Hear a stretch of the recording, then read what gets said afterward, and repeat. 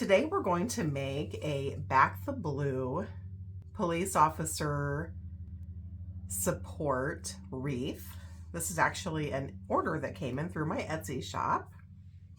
So as you can see, we've got this nice wooden sign that says Back the Blue, and then it's got this police officer badge that says Protect and Serve, and then it's got a ribbon that says police through it. Super stinking cute. So of course the color theme for this wreath will be completely black and blue. We're going to use two different types of 10-inch deco mesh. We're going to use this blue that matches our sign perfectly and a solid black. We're going to use a 15-inch work wreath form. And then of course I've got a variety of wired ribbon that we'll be using as well that all complement our sign. Come on in. How is everyone today? All right, friends, just a quick wreath frame 101 here. This is what's called a wire wreath frame. You can order these from any online wreath making supply website, and they come to you just like this, friends. And so this particular size, which is the most popular, is 15 inches in diameter. It's got two levels, the upper and the lower, and it's got 18 sets of ties all together between the upper and the lower level, friends. And these are what's considered ties, and they're basically like a really thick gauge, sturdy, similar to a pipe cleaner. And this is how we actually attach our deco mesh into our wreath base. Friends, I will leave a complete materials list for you below in the description of this video so that you can certainly recreate this beauty if you'd like to do so.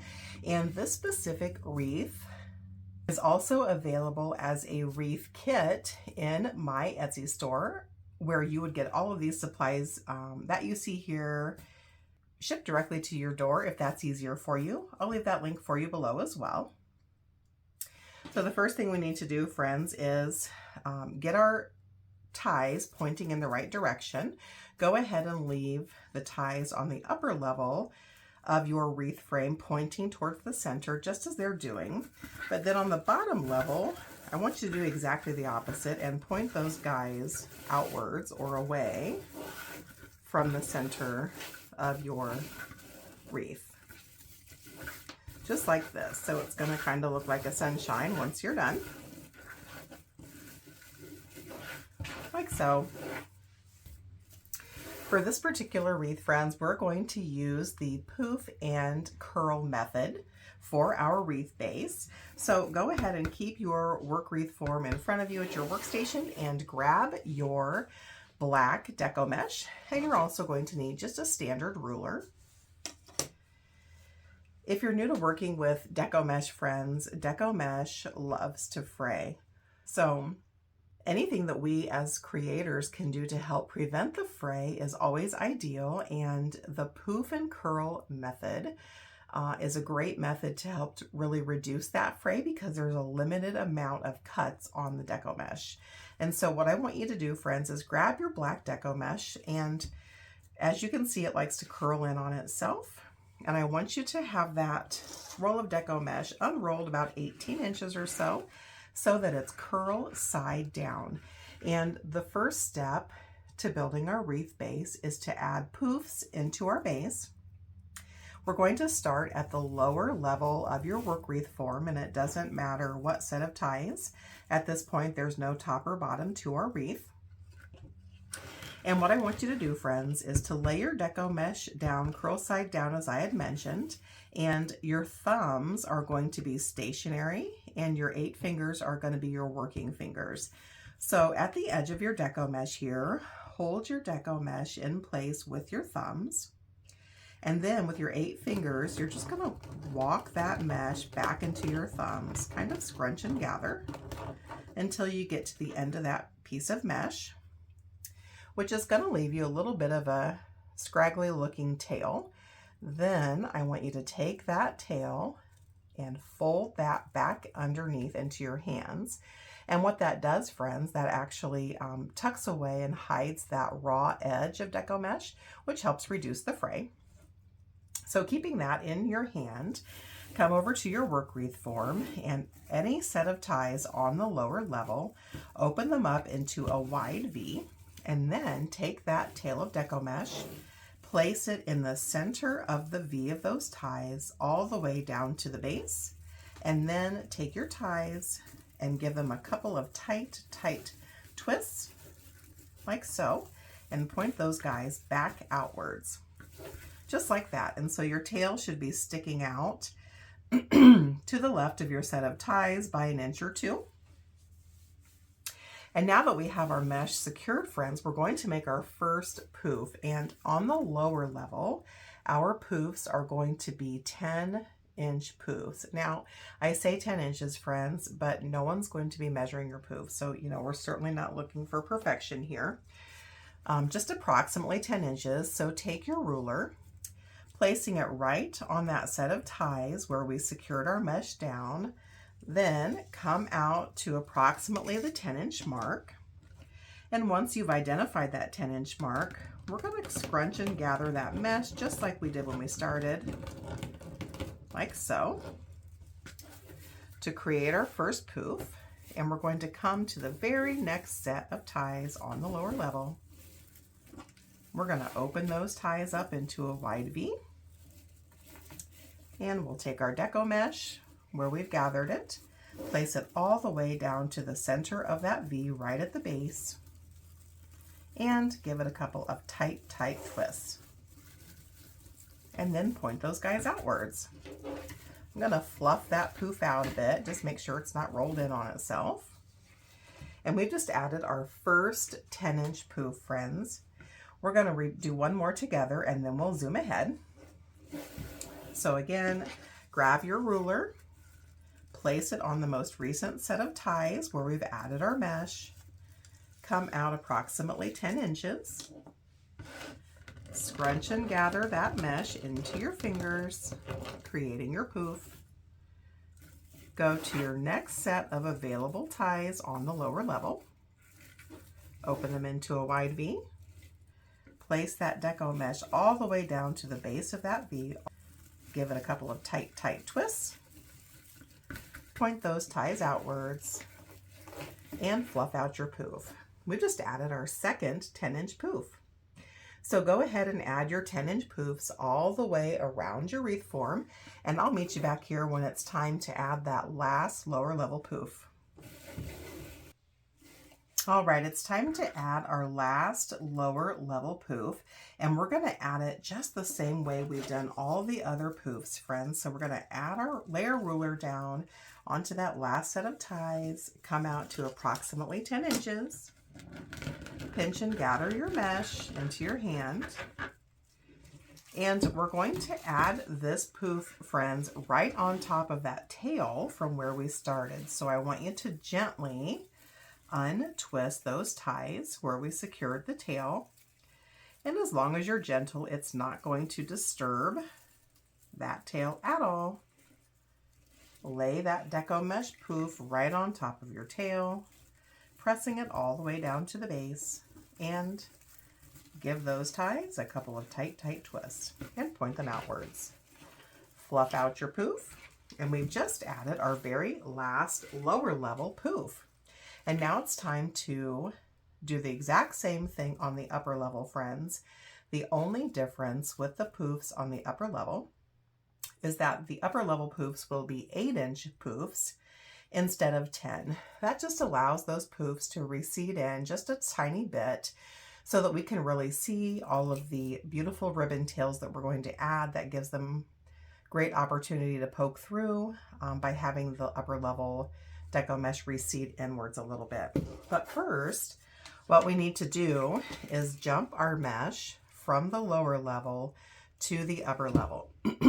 And what we're going to do, friends, is wherever you're going to make that jump, I want you to find the closest set of upper level ties to where you're jumping. It doesn't matter if that set of ties is behind you or in front of you. In my case, it happens to be nearly directly above. That's not generally the case. And then gathering that mesh tautly into your hands, because we're not making a poof here, we're making a jump. identify that upper level set of ties that's closest and bring that mesh in behind, as you can see from the back side there, of that closest set of ties. Place it down to the center and give it a couple of tight twists, just like that. So as you can see, we've jumped our mesh from the lower level to the upper level. That mesh is nice and taut, and now we can continue on with adding our poofs. So we'll just do one together since it's the same method. The only difference is this will be 8-inch poofs instead of 10-inch poofs. Just lay your ruler on top of that set of ties, come out 8 inches, scrunch and gather your mesh into your hands,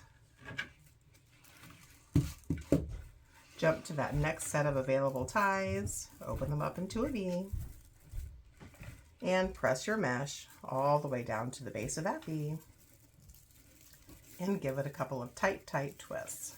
And point those guys outwards, fluff out your 8-inch poof, and you're ready to move on to the next. So go ahead and add your 8-inch poofs all the way around your work wreath form, and I'll meet you back here when we're ready to add the last poof. All right, friends, it's time to add our last 8-inch poof to the upper level, and we're going to follow the same method to add this last poof in. Just grab your ruler, place it on your most recent set of ties, come out to that 8-inch mark, scrunch and gather that mesh, and we're going to add it right on top of where we made that jump to our upper level. So gently untwist your ties, open them up, and add that last poof deco mesh right on top of that starting point. Give it a couple of tight twists with your ties, point those guys outwards. And we've just added our last upper level poof. And so now we need to cut off the deco mesh because we're finished with it for the poof method.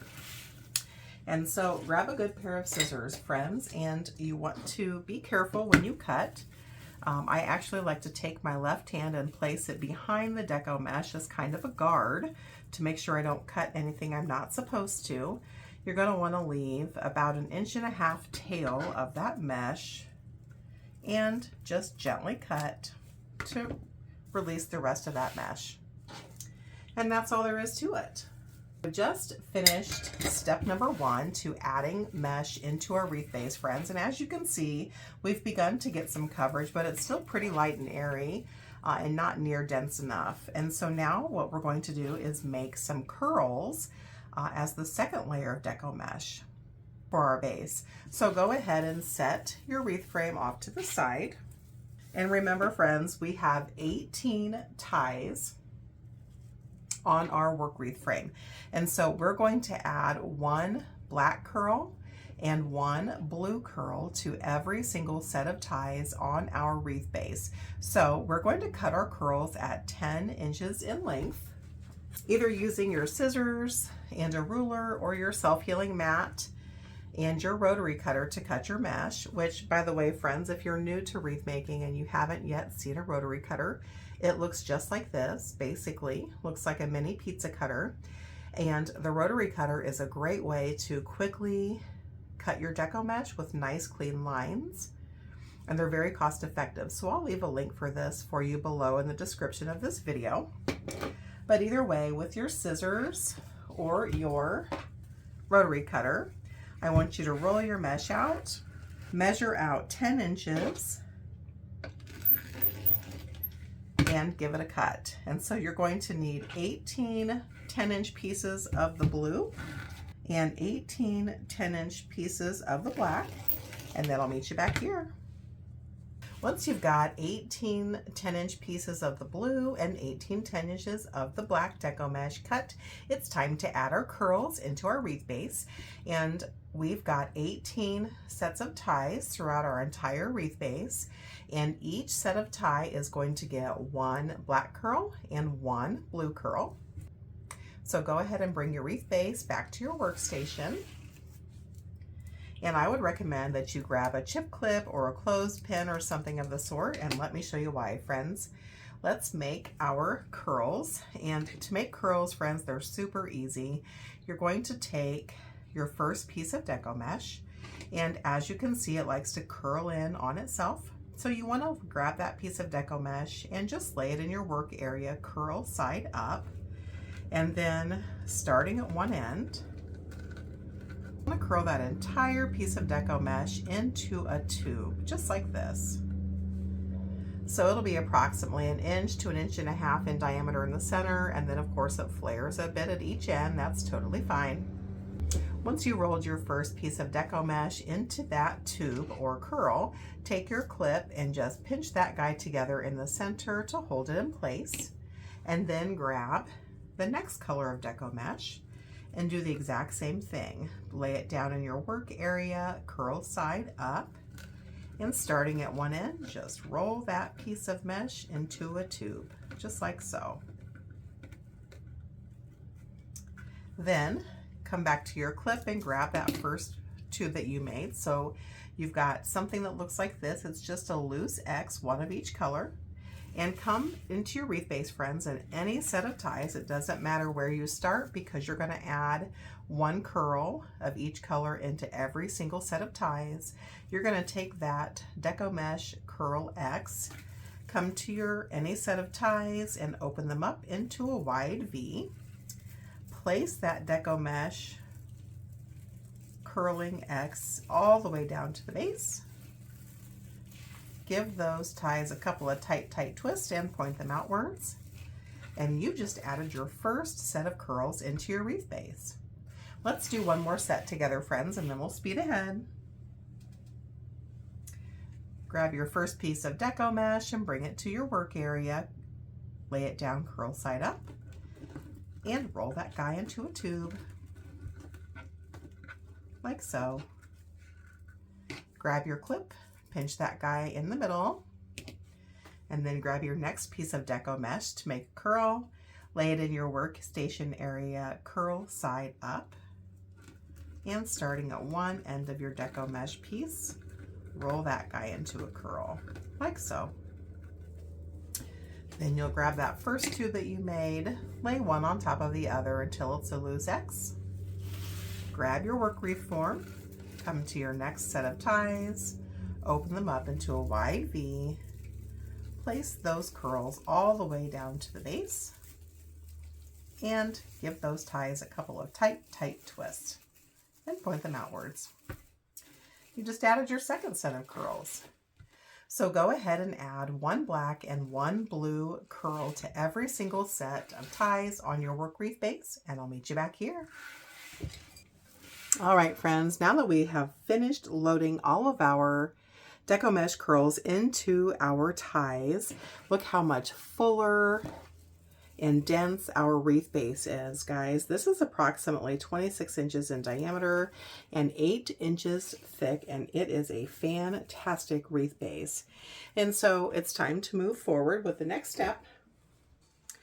So now we're going to add our Back the Blue sign into our wreath. And there are 8 sets of ties, friends, around your upper level of your wreath base. And if you've purchased the wreath kit, you're going to see that there are drilled holes at either end of your sign. And there's no top or bottom to your wreath at this time, friends. So go ahead and add that sign to 2 sets of ties in the center here. And you're just going to want to make sure that it's centered. And you'll know that it is because there will then be 3 sets of ties above the sign and 3 sets of ties below. You're not going to tie it down just yet. Just leave it sitting just like that. If you're actually recreating this on your own with your own supplies, you can either drill small holes on either side of your sign if it is wood, or you can use the 1-inch mounting brackets. They work equally wonderfully. But before we tie these guys down, friends, we need to get our ribbons cut. So let's scoot this wreath base off to the side and grab a good pair of scissors and some way to measure your ribbon. And so we've got the 2 2.5-inch wired ribbons that are both police support themed. And then we've got 2 1.5-inch ribbons that are in good accent colors for our sign. And we're going to add 2 ribbon ties to every single set of ties throughout our entire wreath frame, friends. And remember, there are 18 sets of ties. So we're going to need 9 pieces of every single ribbon type. And I want you to cut your ribbon in 10-inch pieces. So let me show you an easy way to measure that ribbon, friends. Just go ahead and lay it out on your self-healing mat or use your ruler. Identify that 10-inch mark and then fold it over onto itself 9 times. So there's 2, 3, 4, 5,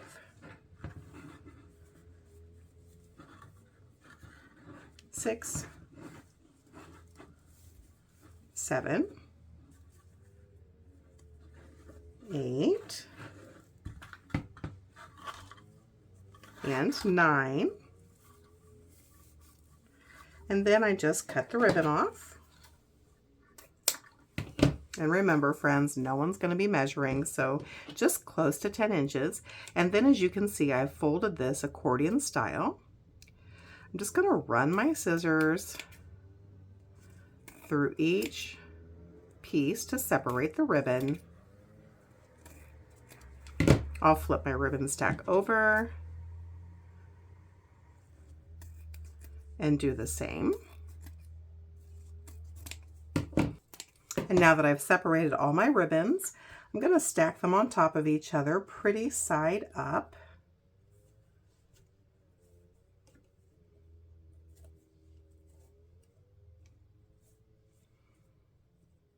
Just like that, and then 3 at a time. Angle trim the ends. Now, know the strength of your scissors, friends. If they can handle 3, cut 3. If they can handle more, cut more. If it's less, cut less.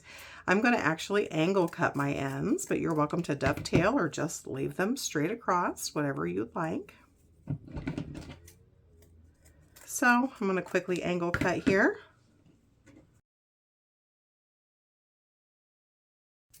So again, you'll need 9 pieces of each of the 4 ribbon types. If you've ordered the wreath kit, friends, these are already going to come to you pre-cut, ends cut, and ready to load. So now we've got 9 pieces and we've trimmed the ends of our first ribbon type. We're going to do the exact same thing to the other 3 ribbon types so that we've got all of our ribbons ready to load, and then I'll meet you back here. All right, friends, as you can see here, I've got all of our ribbon tails cut and ready to go. So we've got 9 pieces of each of the 4 ribbon types. They're cut at 10 inches in length, and then the ends have been angle cut. And we're going to add 2 ribbon tails to every set of ties throughout our wreath base, friends. So determine which ribbons you would like to pair up together. And I prefer just to go back and forth between the 2 ribbon combinations, but it's your wreath. You can certainly add them in how you wish. And you're also going to want to grab a small pair of snips so that you can trim off the excess bits of ties as we add our ribbons in. So first things first here, friends. We're going to add our ribbon tails to the ends of our signs so we can get that secured down. I'm just going to lay one of my 1.5 inch ribbons right on top of the 2.5 inch. I'm going to eyeball to find that center point, and I'll pinch and pleat in the middle until it looks like a men's bow tie. And then I'm going to kind of pull that down over my thumb so it forms a loose V. And I'm going to add those in to my wire ties that are holding the sign in. So they're all the way down to the base. I'm going to give that a couple of 2 or 3 tight twists.